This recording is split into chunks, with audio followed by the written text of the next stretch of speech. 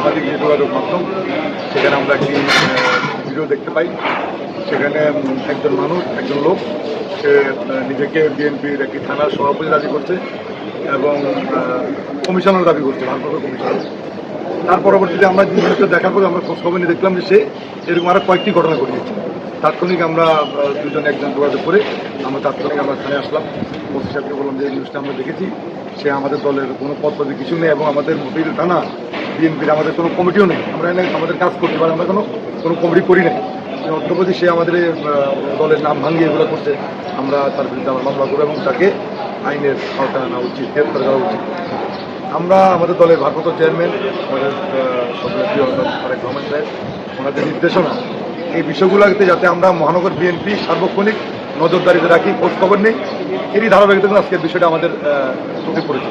আমরা ওনার নির্দেশনায় আমরা তাৎক্ষণিক থানায় আসি এবং তার বিরুদ্ধে প্রতারণা, চাঁদাবাজি এবং আমাদের দলের নাম ভাঙিয়ে সে দলকে ভাবমূর্তি নষ্ট করার এই কারণ থেকে আমরা তার বিরুদ্ধে মামলা আমাদের এই থানা বিএনপির যে আমাদের সাধারণ সম্পাদক তাকে বাদী করে আমরা মহানগর বিএনপির নির্দেশনায় আমরা একটা মামলা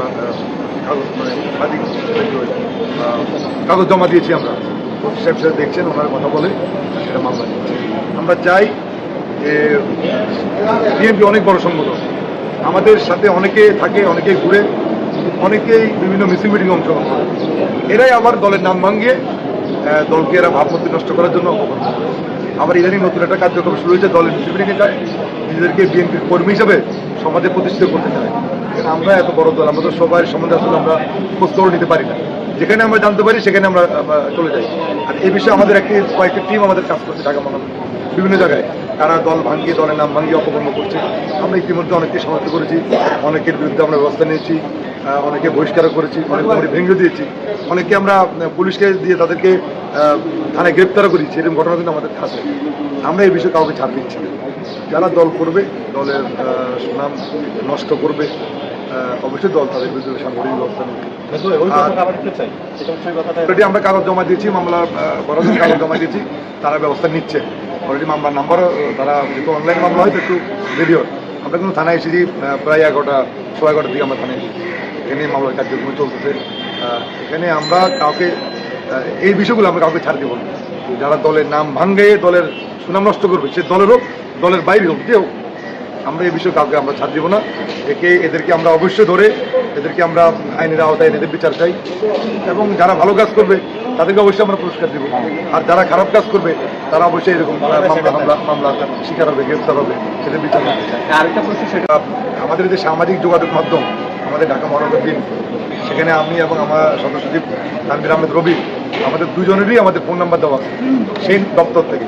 সেখানে আমাদের 4টা নাম্বার দেওয়া আছে। সেই নাম্বারগুলোকে অনেকে আমাদেরকে ফোন করে, আমরা জিনিসগুলো তাৎক্ষণিক জানতে যখনই পারি তখন আমরা সেই বিষয়ে আমরা কাজ করি এবং যারা দোষী তাদের বিরুদ্ধে আমরা ব্যবস্থা করি। আমরা ঢাকা শহর অনেক বড় একটি জায়গা, অনেক মানুষের বসবাস, আর বিএনপিও অনেক বড় সংগঠন, অনেক কর্মী, অনেকে বিএনপির নাম ভাঙিয়ে, যেমন আজকে বিএনপির নাম ভাঙিয়ে চাঁদাবাজি করতে, তাকে আমরা ধরতে পেরেছি।